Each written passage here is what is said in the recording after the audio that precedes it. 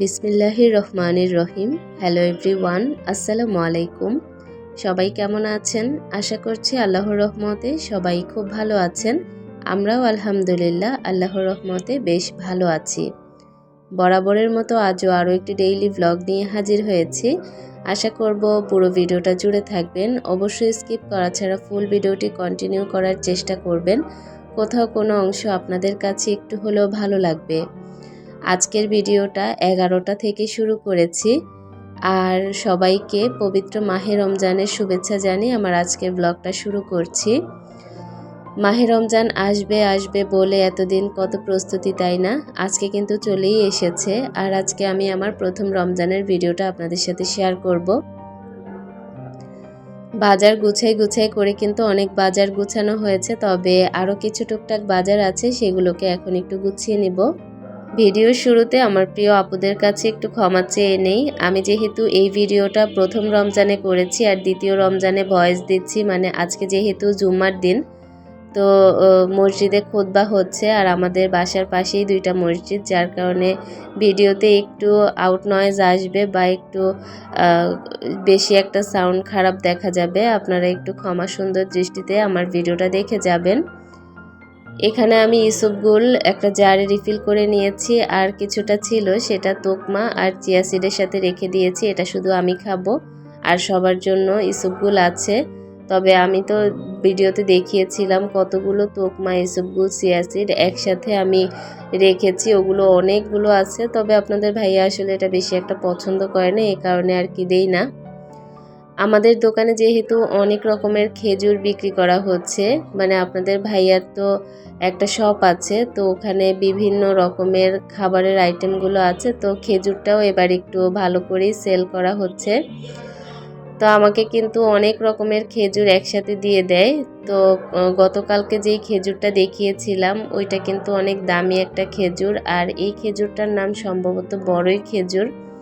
এটা আমার বিশেষ করে অনেক পছন্দ হয়েছে, খেতে খুবই মজা, যার কারণে এটা 1 কিলোর উপরে দিয়েছে।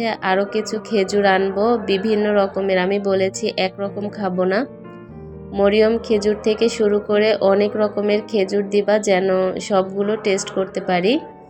তো এখানে 1 কিলো খেজুর বা 1.5 কিলো খেজুর দিয়েছি, সেগুলো আমি 3টা জারে রিফিল করে নিয়েছি।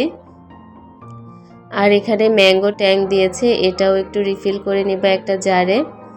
দুঃখের বিষয় কি, এবার আমি রমজানে কোনো কিছুই খাবার খাবো না, ভাজা পোড়া, সেই সাথে এই যে ম্যাঙ্গো ট্যাং, যেটা আমার খুব পছন্দ। যেমন রমজানের আগের দিন আপনাদের ভাইয়া আমাকে বলেছিল তোমার কোন ট্যাং পছন্দ, মানে অরেঞ্জের নাকি হচ্ছে ম্যাঙ্গো, তো আমি বলেছি ম্যাঙ্গোই আনো, ম্যাঙ্গোটার ফ্লেভার ভালো লাগে। তবে দুঃখের বিষয় আমি খেতেই পারবো না, যেহেতু আমি ডায়েট মেনটেন করব এই রমজানে। সুবর্ণ সুযোগ ডায়েট মেনটেন করার জন্য। সারাদিন রোজা রাখার পর যদি ডায়েট মেনটেন করে খাবার খাওয়া হয়, তাহলে কিন্তু অনায়াসে 5-6 কেজি ওজন কমানো যাবে এই রমজান মাসে। আর আমি কিন্তু একটা কোর্স কমপ্লিট করে তারপরে এই রমজান মাসে রোজাটা রাখছি। সব কিছুরই একটা শিক্ষক লাগে, শিক্ষক ছাড়া কিন্তু কোনো কিছুতেই উত্তীর্ণ হওয়া যায় না।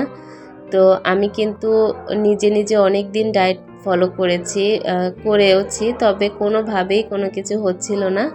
তো এই কারণে আমি কিন্তু একটা গ্রুপে জয়েন হয়েছি। ওই গ্রুপে ডায়েট মেপেই সব কিছু খাবার সাজেস্ট করা হয়। তো রমজানের একটা গ্রুপে জয়েন হয়েছি, তো ওখানে আমাকে কিন্তু খুব সুন্দরভাবে চার্টগুলো দিয়ে দিচ্ছে, আমি ওভাবে করেই খাচ্ছি, আর মাশাআল্লাহ খুব দ্রুতই ওজন কমছে। খেসারি, ডাবলি, ছোলা বুট সব রিফিল করা হয়ে গিয়েছে, খেজুর, ট্যাং সবই রিফিল করে নিয়েছি আপনাদের সাথে কথা বলতে বলতে। গতকালকে যে একটা অয়েল জার ধুয়ে দিয়েছিলাম, সেটা তো একদম শুকিয়ে করকরে হয়ে গিয়েছে, ওইটাকে এখন আমি একটু রিফিল করে নিচ্ছি তেল দিয়ে। এই তেলের বোতলটা আমার যে কি উপকারে এসেছে, ওই যে কাচের যে বোতলগুলো দেখতে পাচ্ছেন, ওগুলো দিয়ে তেল ঢালতে আমার বেশি একটা সুবিধা লাগে না, তবে এই সসের বোতলটা দিয়ে তেল ঢালতে আমার খুব ভালো লাগে, এই কারণে এটা ব্যবহার করি। রোজা রেখে আমি আজকের ব্লগটা করছি। জানি না আমার প্রিয় আপুদের কাছে কেমন লাগবে, তবে আমি আমার সর্বোচ্চ দিয়ে চেষ্টা করেছি আপনাদেরকে আমার এই প্রথম রমজানের ব্লগটা উপহার দিতে। জানি না আপনাদের কাছে কেমন লাগবে, তবে যদি ভালো লেগে থাকে তাহলে একটা লাইক দিয়ে একটা সুন্দর কমেন্ট করে ফুল ভিডিওটা কন্টিনিউ করে আমাকে জানাবেন। মুড়ি তারপর বেসন সবই আনা হয়েছে, তো এগুলো আমি এখন একটু কন্টেনারে রিফিল করে নিচ্ছি। এগুলো একটু বড় কন্টেনারে রাখবো। মুড়ি আধা কিলো এনেছে, আমাদের বাসায় সেরকম একটা মুড়ি খাওয়া হয় না, তো আমার কন্টেনারও নেই, তো এ কারণে আধা কিলো করে এনেছি। যখন প্রয়োজন হবে তখন আবার নিয়ে আসব। এখানে 2 কিলো বেসন আছে। আজকে দ্বিতীয় রমজান। প্রথম রমজানের পর থেকে মানে সন্ধ্যার ইফতারির পর থেকে আমার এত পরিমাণে গলা ভেঙে যাচ্ছে হঠাৎ করে, শুধু খুশখুশি যে কাশিটা সেটা হচ্ছে। তো আজকে যেহেতু দ্বিতীয় রমজান, আজকে আমার খুবই কষ্ট হয়ে যাচ্ছে। এ কারণে কথা একটু ধীরে ধীরে বলছি, কারণ যদি আমার কাশি ওঠে পানি আমাকে খেতেই হবে, এমন একটা অবস্থায় পড়েছি। আমি সেহরি করার পর আল্লাহর কাছে অনেক দোয়া করেছি, আল্লাহ কোনোভাবেই যেন আমার রোজাটা না ভাঙে, কারণ খুশখুশি কাশিটা কিন্তু খুবই মারাত্মক। পানি না খেলে কিন্তু অবস্থা খারাপই হয়ে যায়। তো এখানে মুড়ি আর বেসনটা আমি উপরে কন্টেনারগুলো রেখে দিয়েছি। আর এখানে আপনাদের ভাইয়া আপেল আর আঙ্গুর পাঠিয়েছে। সে দোকানে বসে বসে যতটুকু ব্যবস্থা করতে পারে করে ফেলে, মানে আমি সব বলে দেই সকালে যাওয়ার সময় দোকানে, আর সে কিন্তু একে একে সব ব্যবস্থা করে আমাকে ফোন দেয়, তো আমি গিয়ে নিয়ে আসি। এখানে আপেল আর আঙ্গুর আনা হয়েছে, তো এগুলো আমি 2টা ঝুড়িতে রেখে এখন একটু ডাইনিং টেবিলে রেখে দেব।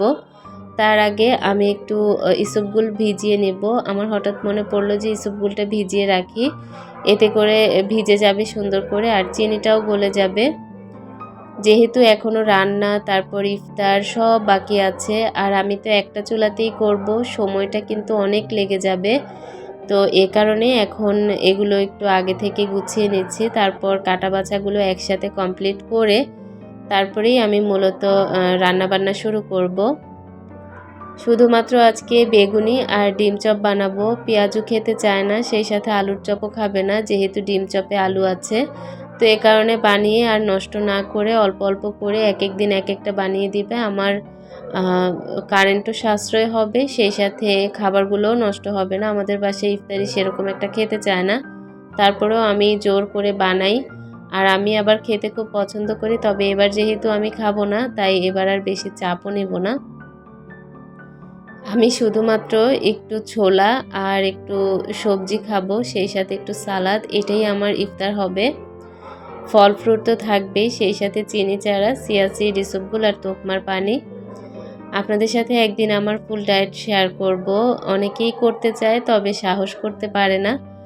আমারও কিন্তু প্রথমত সাহস হয়নি, তবে যখন শুরু করেছি এখন কিন্তু সাহসের আর কোনো কমতি নেই। এখন কিন্তু মাশাল্লাহ সব কিছুই পারি। এই কর্নারটা এত সুন্দর লাগে এখন, যেহেতু বাহির থেকে সুন্দর রোদ আসে, আর এই মিষ্টি রোদে আমার কিচেনের এই কর্নারটা যে কি ভালো লাগে দেখতে। মনে চায় যে সবসময় আমি আমার কিচেনে দাঁড়িয়ে থাকি, এত ভালো লাগে। পুরোটা কিচেন যেহেতু একদম ডিপ ক্লিন করেছি, যার কারণে চকচকে ঝকঝকে, এ কারণেই কিচেনটা অনেক বেশি আলোকিত মনে হয়। আর যখন তেল কাস্টে হয়ে গিয়েছে তখন কিন্তু উজ্জ্বলতা অনেকটাই কমে গিয়েছিল। গ্যাসের চুলা থেকেও আর কোনো লাভ নেই, গ্যাস তো চলে গিয়েছে মোটামুটি অনেক দিন হয়ে গেল, আর হয়তো বা আসবে না। তো আমার এখন ভরসাই ইলেকট্রিক চুলা, এটাতেই আমি এখন রান্না বান্না শুরু করব। রান্নাঘরের কাজকর্ম শেষ করে ভাবলাম যে আমি আমার বেডরুম সেই সাথে এই বেলকনিটা একটু ডিপ ক্লিন করি। তো ডিপ ক্লিন বলতে কি, আমার এই বেলকনির যে গ্রিলগুলো আছে এত পরিমাণে ধুলাবালি হয়, যেহেতু এটা একদম রোড সাইডে, আর অল্প কিছু কাপড় ধোয়া হয়েছে, সেগুলো ভাবলাম যে ছাদে আর না যাই, বেলকনিতেই মেলে দেই। তো এ কারণে গ্রিলগুলোকে ভালো করে একটা ন্যাকড়া দিয়ে পরিষ্কার করে নিয়েছি। আপনারা হয়তোবা ভিডিওতে দেখতে পেয়েছিলেন কত ধুলাবালি উড়ে যাচ্ছিল আমি যখন গ্রিলগুলো পরিষ্কার করছি। আর এই যে ফ্লোর দেখতে পাচ্ছেন, কি যে মারাত্মক খারাপ অবস্থা ছিল, আমি তো দেখে আর আমার ভালোই লাগছে না। ভাবলাম যে না, এখনই মুছে ফেলি, না হলে আমার কাছে বিরক্তি লাগবে। তো আপনাদের ভাইয়া কিন্তু আমাকে মাঝে মাঝেই খুব বকে, আমার নাকি সূচিবায়ু আছে, জানি না কি আছে, তবে আমার এই যে বালুটা দেখে আমি কিন্তু শান্তিতে থাকতে পারবো না এটা না করে। এ কারণে মনে হয় যে শান্তি পাওয়ার জন্য করে ফেলাটাই ভালো, যতই কষ্ট হোক। আমি কিন্তু আপনাদের সাথে বেলকনিটা অল্প একটু মোছা পরিষ্কার করেছি। আমি কিন্তু একদম টব সরিয়ে সরিয়ে সুন্দর করে পুরো বেলকনিটা পরিষ্কার করে, মোট কথা ডিপ ক্লিনের মতো পরিষ্কার করে তারপর আমি আমার বেডটাকে একটু ঝেড়ে নিচ্ছি। যদিও সকালে ঘুম থেকে ওঠার পর হালকা একটু গুছিয়ে নিয়েছি। তো এখন আমি আমার বেডরুমটাকেও একটু মুছে নেব। প্রথমে একটা জায়নামাজ রেখে দিচ্ছি, কিছুক্ষণ পরই আজানের সময় হয়ে যাবে, তো নামাজ আদায় করে নেব। আর এখন হচ্ছে আমি আমার পুরো রুমটাকে মুছে নেব, সেই সাথে পুরো বাসাটাও মুছে নেব। যেহেতু রোজার মাস, আপাকে অত চাপে ফেলতে চাচ্ছি না। আজকে আপা কাপড় ধুবে, তো অল্প করেই কাপড় ধুয়ে দিবে, সেই সাথে কাপড়গুলো আমি মেলে দিব যেন আপার একটু কষ্ট কম হয়, যেহেতু প্রচুর অনেক বাসায় কাজকর্ম করে, সেই সাথে অনেক বেশি পরিশ্রম হয়ে যায়, তার উপর সেও তো রোজা রাখে। এই কারণে আমি আমার যে কাজগুলো পারবো আমি সেগুলো নিজেই করে নেওয়ার চেষ্টা করি।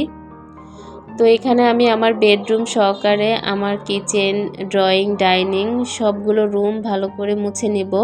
তারপর আমি গোসল করে রান্নাবান্নাগুলো বসিয়ে দিব।